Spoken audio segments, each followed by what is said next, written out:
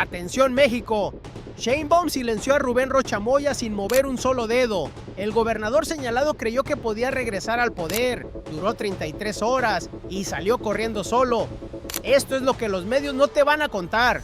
Lo que ocurrió en las últimas 33 horas en Sinaloa no fue una crisis política, fue una demostración de poder. Un gobernador acusado por el Departamento de Justicia de Estados Unidos de tener vínculos con los Chapitos intentó regresar al cargo y cayó. No por una orden judicial, no por una detención, no por una llamada del Ejecutivo Federal. Cayó porque Claudia Sheinbaum nunca levantó el teléfono. Y eso fue exactamente lo que lo hundió.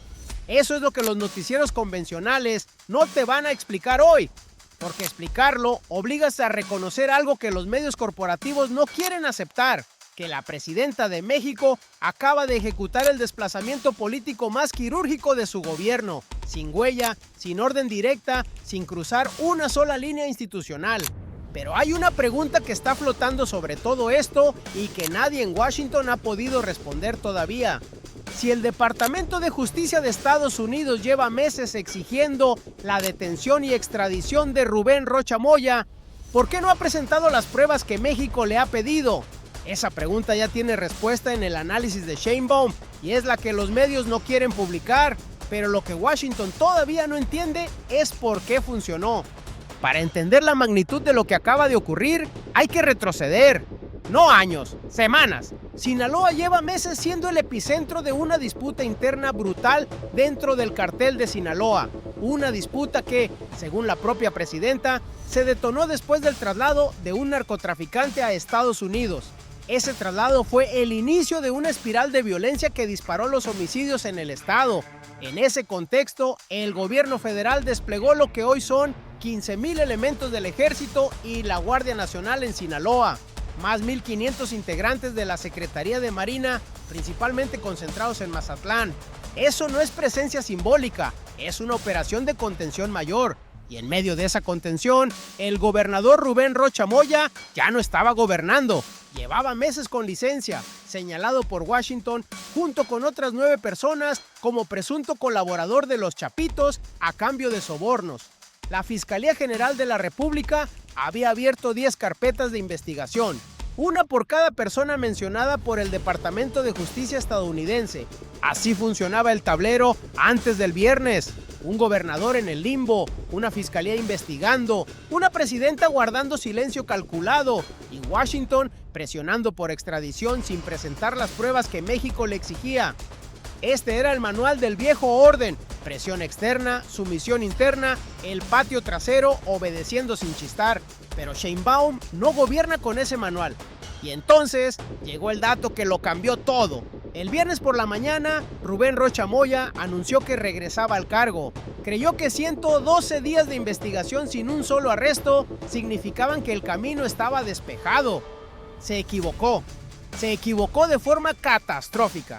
Para entender por qué cayó Rocha Moya en 33 horas, hay que entender que no cometió un error, cometió 3, y cada uno pareció inteligente en su momento. El primero lo cometió hace 112 días. Cuando los señalamientos del Departamento de Justicia de Estados Unidos llegaron con fuerza, Rocha Moya tomó una decisión que en su lógica tenía sentido: solicitar licencia voluntariamente.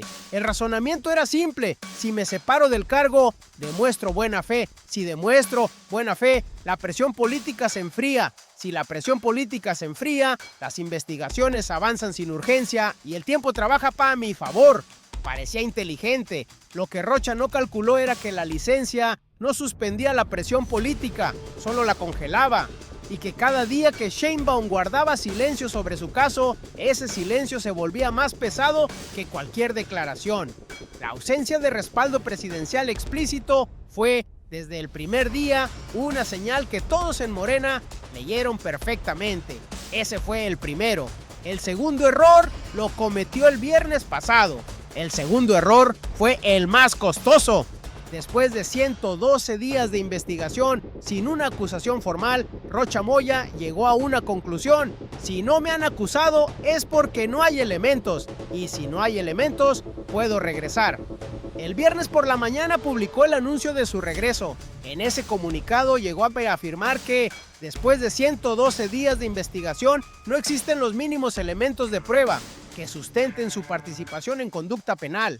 Parecía inteligente, era una lectura jurídica razonable de los hechos. Lo que no calculó era que ese movimiento le quitaba a Sheinbaum toda posibilidad de ambigüedad diplomática. Hasta ese momento, la presidenta podía mantener un silencio estratégico que le permitía maniobrar en múltiples direcciones. El regreso de Rocha la obligó a pronunciarse, y cuando Sheinbaum se pronuncia sobre un miembro de Morena, el partido entero se alinea en cuestión de horas. Detente un segundo aquí porque lo que sigue es más importante. No fue solo Sheinbaum. En cascada, la Secretaría de Gobernación emitió un comunicado marcando distancia. Gobernadores morenistas en bloque rechazaron el regreso. La bancada de diputados pidió públicamente que reconsiderara. Todo esto ocurrió en menos de 24 horas del anuncio. Rocha Moya había encendido una mecha que no sabía que existía. El tercer error lo cometió el sábado. Cuando vio el peso del rechazo institucional, Rocha esperó que algún aliado político amortiguara el golpe, que algún gobernador abriera un espacio de negociación, que alguien dentro de Morena le tendiera una cuerda. No llegó ninguna. Lo que no calculó fue que Sheinbaum había publicado ese sábado un mensaje en redes sociales, sin mencionar su nombre, sin amenaza explícita, que funcionó como una sentencia inapelable dentro del ecosistema político de la Cuarta Transformación. El poder sin principios se vuelve arrogancia, el poder sin límites, abuso, y el poder que olvida al pueblo termina enfrentándose a la historia, escribió la presidenta. Nadie en Morena necesitó más instrucciones. El cerco se cerró solo, sin una llamada, sin una orden directa, sin intervención del Ejecutivo en las investigaciones. Ese tercer error fue lo último que calcularon mal, porque para entonces Sheinbaum ya tenía el tablero rediseñado. Mientras Rocha Moya anunciaba su regreso con un comunicado triunfal, Sheinbaum ya tenía la respuesta lista. No la estaba construyendo, ya estaba lista. Así funciona la diferencia entre un político que reacciona y una estratega que diseña. El primer movimiento fue institucional y fue inmediato. La Secretaría de Gobernación, comandada por Rosa Isela Rodríguez, emitió un comunicado el mismo viernes. El mensaje era quirúrgico en su precisión. El regreso de Rocha Moya era una decisión personal del gobernador. No estaba respaldada por el gobierno federal. 4 palabras que lo dijeron todos sin decir nada. No era una condena, era un abandono institucional. Y en la política mexicana, el abandono institucional del gobierno federal es más devastador que cualquier acusación pública. El segundo movimiento fue político y fue vertical. Morena se alineó en bloque, no de manera gradual. En horas, gobernadores, diputados, dirigentes, todos salieron a deslindarse antes de que terminara el viernes. La bancada completa de diputados morenistas pidió públicamente que Rocha reconsiderara su decisión. Esto no ocurre por accidente. Esto ocurre cuando el partido entiende sin necesidad de instrucción explícita que la presidenta ya tomó una posición, y esa posición era de una claridad que no requería traducción. Pero lo más poderoso no era lo que se veía. El tercer movimiento fue el definitivo y fue el más silencioso de todos. Sheinbaum no llamó a Rocha Moya, lo confirmó ella misma este lunes desde Palacio Nacional con una contundencia que merece análisis propio. No he hablado con él, tampoco pienso hablar con él. Esa frase no es una descripción de lo que ocurrió, es una política de Estado. Le dijo a Rocha, al partido, a Washington y a cualquier gobernador que en el futuro enfrente una situación similar. Cuando la presidenta de México traza una línea, no negocia su posición con quien la cruzó, y al mismo tiempo, Sheinbaum mantuvo el equilibrio institucional que era indispensable para el tablero con Washington. Ratificó que la FGR mantiene abiertas 10 carpetas de investigación, exigió públicamente que el Departamento de Justicia de Estados Unidos presentara las pruebas que ha prometido. ¿Qué dice el Departamento de Justicia de Estados Unidos? Preséntame prueba, declaró desde su conferencia mañanera.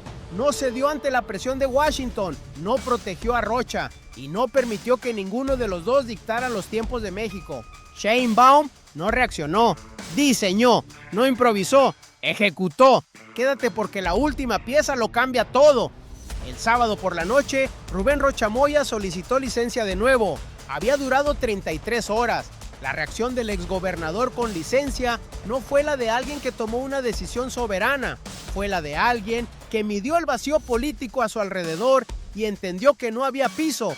No hubo declaración de fuerza, no hubo negociación pública, no hubo aliados que salieran a defenderlo, solo el silencio de quien ya no tiene respaldo y lo sabe. El domingo, el Congreso de Sinaloa aprobó su nueva licencia y este lunes por la mañana, ese mismo Congreso suspendió, sin fijar nueva fecha, el periodo extraordinario de sesiones en el que debía elegir al gobernador interino que lo sustituirá hasta octubre de 2027. Eso significa que Sinaloa, en este momento, está en un limbo institucional. Y en ese limbo hay familias reales. Detente un segundo y procesa lo que eso significa. Mientras los políticos maniobran en Ciudad de México, en Sinaloa hay 15,000 elementos del Ejército y la Guardia Nacional. Hay 1,500 integrantes de la Secretaría de Marina concentrados en Mazatlán. Hay comerciantes que abren sus negocios cada mañana en medio de una disputa interna de un cartel que lleva meses derramando sangre. Esas familias no eligieron estar en el epicentro de esta crisis. Y la única razón por la que el Estado mexicano sigue presente en ese territorio con esa fuerza es porque Sheinbaum tomó decisiones en las últimas semanas que priorizaron la seguridad del pueblo de Sinaloa por encima de cualquier consideración política. La soberanía de México no se negocia. Y aquí, en Sinaloa, esa frase no es retórica. Es la diferencia entre un operativo de 16,500 elementos que protege a ciudadanos de a pie y el vacío que existiría si el gobierno federal hubiera cedido ante la presión de Washington o ante la maniobra de Rocha. Hubo voces desde ciertos medios corporativos, desde sectores del viejo PRI y del PAN, que durante el fin de semana pidieron que México actuara de acuerdo a los señalamientos de Washington sin esperar las pruebas, que la extradición debía proceder de inmediato, que la soberanía jurídica era un obstáculo, no un principio. Esas voces representan al México que Sheinbaum está desmantelando, el México que prefería la sumisión rentable a la dignidad soberana. Ese México ya no tiene lugar en esta transformación.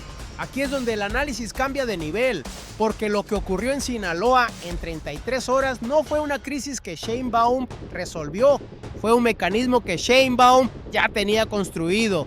Y el viernes, cuando Rocha Moya presionó el botón equivocado, el mecanismo se activó solo. La primera pieza era la autonomía institucional de la FGR. Sin ella, el resto no funciona. Desde el momento en que llegaron los señalamientos de Washington, Sheinbaum estableció una arquitectura de 2 carriles paralelos. Carril 1, la investigación ministerial autónoma conducida por la Fiscalía General de la República bajo la titular Ernestina Godoy.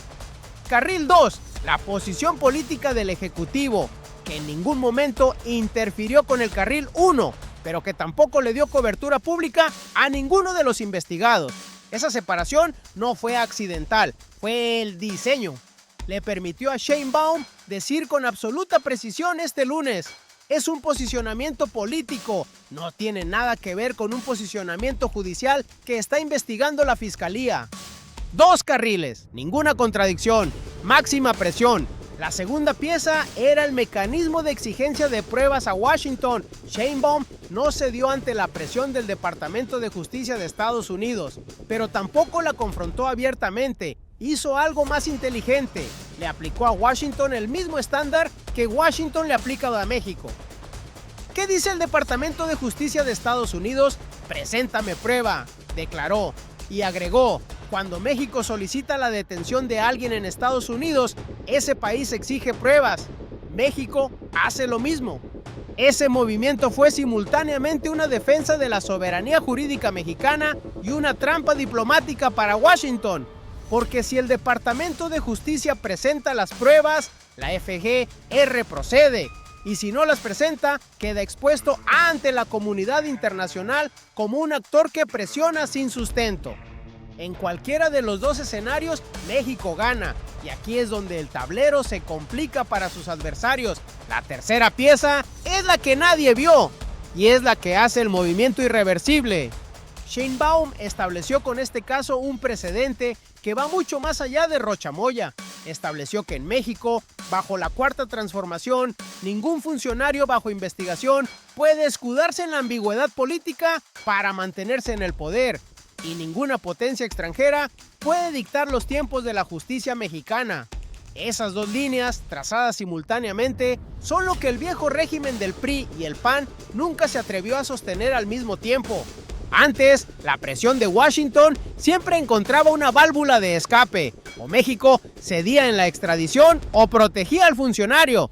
Nunca las dos cosas juntas eran posibles. Sheinbaum demostró que sí lo son. Loop 2.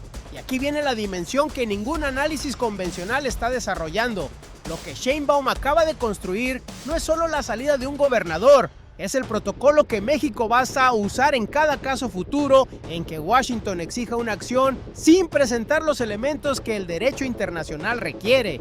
México ya no está solo y el mundo lo está viendo, y aquí es donde la jugada se vuelve imparable. Dimensionemos lo que acaba de ocurrir, porque la magnitud de este movimiento opera en 3 escalas distintas. Primera escala, el ciudadano mexicano.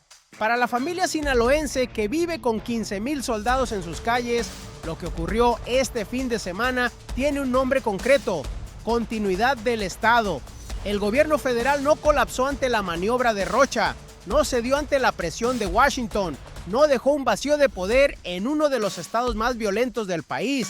Sheinbaum garantizó que el operativo de seguridad se mantiene, que las elecciones de junio próximo en Sinaloa tendrán un gobernador interino que deberá garantizar las condiciones para que se celebren en paz, que el sexenio cierra ordenadamente para el trabajador de Mazatlán, para el comerciante de Culiacán, para la madre que manda a sus hijos a la escuela cada mañana en medio de esta crisis. Eso no es geopolítica abstracta, es la diferencia entre un estado que funciona y uno que se rinde. Segunda escala, México como nación soberana. Lo que Sheinbaum demostró esta semana es que México tiene la capacidad institucional de manejar simultáneamente una crisis de seguridad interna, una presión de extradición de la primera potencia mundial y una crisis política en un estado gobernado por su propio partido, sin perder el equilibrio en ninguno de los 3 frentes. Eso explica el movimiento. Lo que sigue explica la magnitud. Ningún gobierno del PRI ni del PAN había logrado ese equilibrio. O cedían ante Washington, o protegían al funcionario, o dejaban que la crisis de seguridad se desbordara. El triángulo siempre colapsaba por alguno de sus lados. Sheinbaum mantuvo los 3 lados intactos. Tercera escala, el precedente para el mundo. México no ganó solo para México esta semana. Sentó un precedente para cada nación en desarrollo que enfrenta la misma presión del unilateralismo estadounidense. La lección es simple y es devastadora para el manual imperial. Puedes exigir, pero si no presentas pruebas, el derecho internacional te deja solo. El orden unipolar no está en crisis, ya murió. Y desde sus cenizas, México está ayudando a escribir las reglas del nuevo mundo. El investigador Jorge Chabat, especialista en seguridad y relaciones México-Estados Unidos, ha señalado en análisis recientes que la relación bilateral en materia de narcotráfico atraviesa su momento de mayor tensión en décadas y que la posición mexicana de exigir reciprocidad en materia probatoria representa un cambio estructural en la dinámica de esa relación. No más patio trasero. El patio trasero se convirtió en potencia. Este lunes, desde Palacio Nacional, Claudia Sheinbaum habló. Y cada palabra fue una pieza del mecanismo. Dijo esto: si estás bajo investigación, pues yo creo que es mejor separarte del cargo. Dijo esto: no he hablado con él, tampoco pienso hablar con él. Dijo esto: fue un posicionamiento político, no tiene nada que ver con un posicionamiento judicial que está investigando la fiscalía. 3 declaraciones, 3 mensajes codificados, 3 audiencias distintas. Cuando dijo, si estás bajo investigación, es mejor separarte del cargo, no estaba hablando solo de Rocha Moya. Estaba enviando un mensaje directo a cada funcionario de Morena en el país. La investigación no es un escudo, es una razón para hacerse de un lado. El cargo no protege, el cargo obliga. Cuando dijo, no he hablado con él, tampoco pienso hablar con él, no estaba describiendo una agenda de reuniones. Estaba trazando una línea que Washington, el viejo régimen y los propios cuadros de Morena necesitaban ver dibujada con esa claridad. No hay negociación privada que corrija lo que se hizo públicamente mal. Lo que encontraron después no estaba en ningún análisis previo. Cuando dijo fue un posicionamiento político, no tiene nada que ver con un posicionamiento judicial. Estaba haciendo algo que los medios corporativos no supieron leer. No estaba protegiendo a Rocha, estaba protegiendo la autonomía de la FGR, que es el instrumento que ahora tiene el expediente abierto y que puede seguir avanzando sin que nadie pueda acusar al Ejecutivo de haber intervenido en ninguna dirección. Esa distinción no es semántica, es arquitectura institucional. La declaración fue también un mensaje hacia los adversarios internos, hacia los que durante el fin de semana pedían sumisión ante Washington, hacia los medios que dudaron de que Sheinbaum pudiera manejar simultáneamente la presión externa y la crisis interna de su partido. Les respondió a todos, sin nombrarlos, sin confrontarlos directamente, con la precisión de quien ya ganó antes de hablar. ¡Esto es Sheinbaum! No improvisó, no reaccionó, diseñó, ejecutó y cuando habló ya había ganado. Pero hay un hilo que queda suelto y es el más importante de todos. Esta mañana, el Congreso de Sinaloa suspendió, sin fijar nueva fecha, el periodo extraordinario de sesiones en el que debía elegir al gobernador o gobernadora interina que sustituirá a Rocha Moya. Sin nueva fecha. Eso significa que en este momento, mientras ves este video, Sinaloa no tiene gobernador titular. Tiene un vacío institucional en el cargo más importante de un estado con 15,000 soldados en las calles, con una disputa interna de cartel activa y con elecciones programadas para junio de 2026. La pregunta que nadie en Washington está respondiendo es esta. ¿Quién va a ser ese gobernador interino? ¿Y qué tan cerca o lejos estará del perfil que Sheinbaum exigió públicamente esta mañana? Capacidad, honestidad, profesionalismo y entrega al pueblo de Sinaloa, porque el nombre que el Congreso local ponga en esa silla no es un detalle administrativo, es la siguiente jugada del tablero.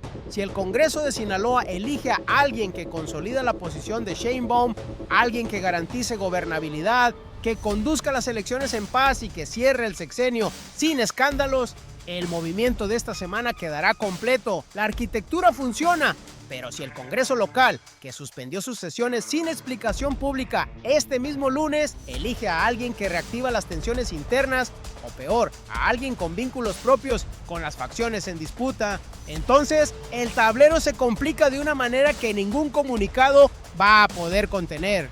México llegó a este momento con un gobernador señalado y una crisis de seguridad sin resolver. Ahora tiene un precedente institucional sólido, una FGR con 10 carpetas abiertas y una presidenta que demostró que puede manejar la presión de Washington sin ceder y sin escalar. Lo que se viene en las próximas 48 a 72 horas en el Congreso de Sinaloa va a exigir el mismo nivel de análisis, pero la pregunta que nadie en Washington está respondiendo es esta. ¿Seguirá el Departamento de Justicia de Estados Unidos presionando por extradición ahora que México demostró que el mecanismo de exigencia de pruebas funciona y que tiene respaldo político interno para sostenerlo? En el próximo análisis vamos a desmenuzar el nombre que el Congreso de Sinaloa ponga en la gubernatura interina, porque lo que está a punto de ocurrir en ese recinto legislativo en las próximas horas va a cambiar el equilibrio político del noroeste de México para los próximos 3 años. Y vas a querer estar aquí cuando ocurra. Recapitulemos lo que acaba de ocurrir, porque merece ser dicho con claridad. Lo que ocurrió: Rubén Rocha Moya, gobernador con licencia de Sinaloa, señalado por el Departamento de Justicia de Estados Unidos por presuntos vínculos con los Chapitos, intentó regresar al cargo el viernes pasado. Argumentó que 112 días de investigación sin acusación formal demostraban su inocencia. Duró 33 horas. El domingo solicitó nueva licencia. El Congreso de Sinaloa la aprobó. Esta mañana, ese mismo Congreso suspendió sin fecha la sesión en que debía elegir a su sustituto. ¿Cómo ocurrió? Claudia Sheinbaum no ordenó su salida, no llamó al gobernador, no intervino en las investigaciones de la FGR, activó 3 movimientos en secuencia: un comunicado de gobernación que retiró el respaldo institucional, un tuit sin nombre que alineó a Morena en bloque y un silencio presidencial que fue más devastador que cualquier declaración directa.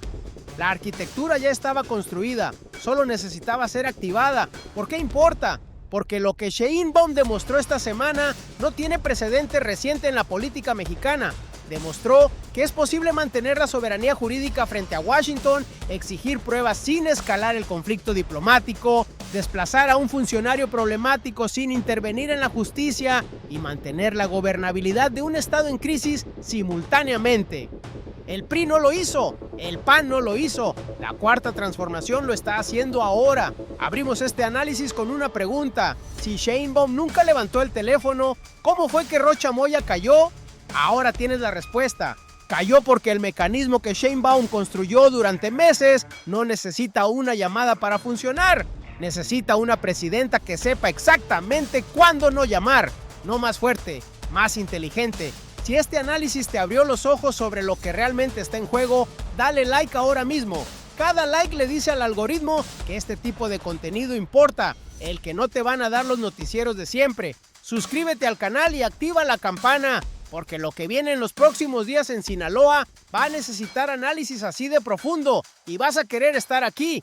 ¿Crees que el Congreso de Sinaloa va a elegir al gobernador interino que Sheinbaum pidió? ¿Honesto, capaz, entregado al pueblo? ¿O la presión interna del partido va a imponer otra lógica? Escríbelo en los comentarios. Qué momento para estar vivos y ser testigos de esta transformación.